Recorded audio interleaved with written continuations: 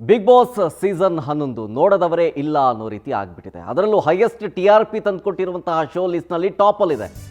ಆದರೆ ಇಲ್ಲಿ big boss ಸ್ಪರ್ಧಿಗೆ troll ಪೇಜ್ಗಳು ಮಾತ್ರ ಸಿಕ್ಕಾಪಟ್ಟೆ ತಲೆನೋವಾಗ್ಬಿಟ್ಟಿದೆ. ಯಾಕೆ ಗೊತ್ತಾ?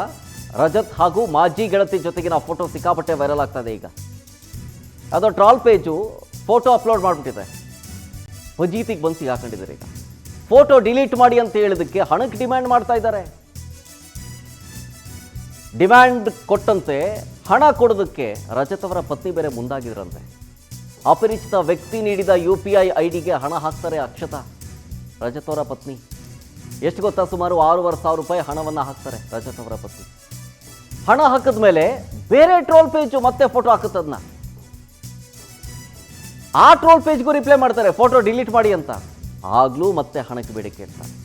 ಇದ್ಯಾಕೋ ಮಿತಿ ಮೀರ್ತಾ ಇದೆ, ಸರಿ ಇಲ್ಲ, ಇದ್ಯಾವುದೋ ದೊಡ್ಡ ಜಾಲ ಇರಬೇಕು ಅಂತೇಳಿ ಸೈಬರ್ ಠಾಣೆಗೆ ಮೆಟ್ಟಿಲೇರಿದ್ದಾರೆ ರಜತ್ ಪತ್ನಿ ಅಕ್ಷತಾ ಅವರು.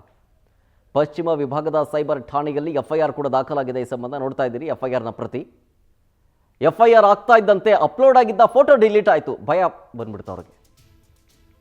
ಆದರೆ ಅವ್ರನ್ನ ಕಂಡುಹಿಡಿಬೇಕಲ್ಲ. ಇವತ್ತು ಇವ್ರಿಗಾಗಿದ್ದು ನಾಳೆ ಮತ್ತೊಬ್ರಿಗಾಗ್ಬೋದು. ಈ ಬ್ಲ್ಯಾಕ್ ಮೇಲ್ ಮಾಡಿದ ಸುಲಿಗೆಕೋರನಿಗಾಗಿ ಖಾಕಿ ಶೋಧ ಕಾರ್ಯವನ್ನು ಮುಂದುವರಿಸ್ತಾ ಇದೆ. ತುಂಬ ದೂರ ಇಲ್ಲ, ಅದು ಆಲ್ಮೋಸ್ಟ್ ಆದಷ್ಟು ಬೇಗ ಸಿಕ್ಕಾಕೊಳ್ತಾರೆ.